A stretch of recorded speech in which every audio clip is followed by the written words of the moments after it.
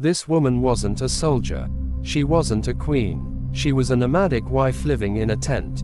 And yet, in one unforgettable moment, she changed the course of Israel's history, with nothing but a tent peg and a hammer. Her name was Jael, and the man she killed was Sisera, the feared commander of a mighty Canaanite army. This isn't just a Bible story. It's a brutal, strategic assassination ordered by no one, but carried out like it was heaven's plan.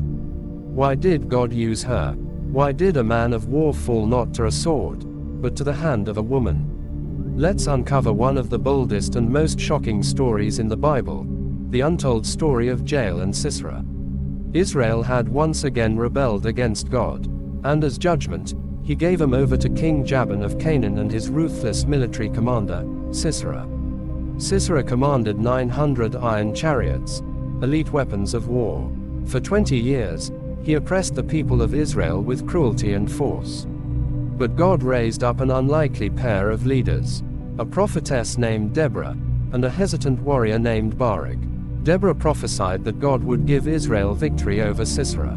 But when Barak demanded Deborah go with him into battle, she said something chilling. "The honor will not be yours, for the Lord will hand Sisera over to a woman." No one expected what would come next. Barak and his army charged down Mount Tabor. God unleashed a storm. The rivers overflowed, chariots stuck in the mud, horses panicked. Sisera's mighty army was crushed, but the commander himself escaped. He fled on foot, alone, exhausted, humiliated. His soldiers were gone, his weapons were useless, and then, in the distance, he saw a tent. It belonged to Heber the Kenite, a neutral nomad in the region.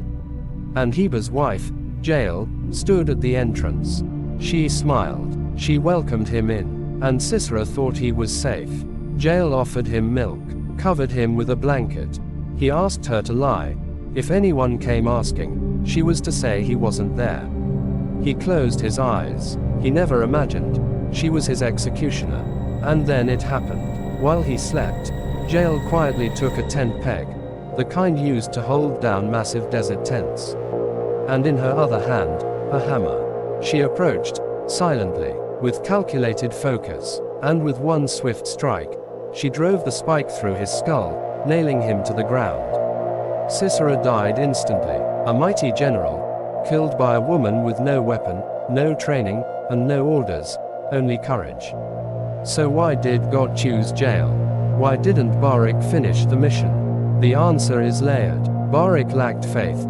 He delayed obedience and shared glory. Jael, a non-Israelite, recognized God's hand and acted with boldness.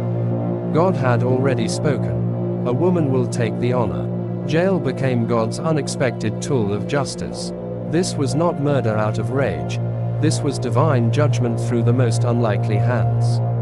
Just as God had used a donkey to speak, a shepherd to slay a giant, a prostitute to save spies, he used a tent-dwelling woman to kill a military tyrant. This story is violent, it's raw, but it's real. It reminds us that God can use anyone, man or woman, rich or poor, known or hidden. He doesn't need status. He looks for willingness and courage. Jael wasn't waiting for permission. She saw injustice. She recognized evil. And when the moment came, she did not hesitate. She didn't need an army. She didn't need a title.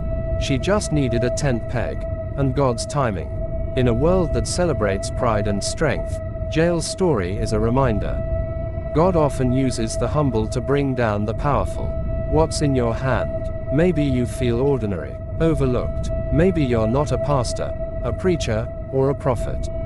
But Jael wasn't any of those either. She was available, she was alert, and she was ready when God's enemy walked through her door. The world remembers generals and kings, but heaven remembered a woman with a tent peg. And so can you be remembered? For your courage, your obedience, and your willingness to stand when it matters. The next time you feel small, remember Jael. Because in the hands of God, even a tent peg becomes a weapon of destiny.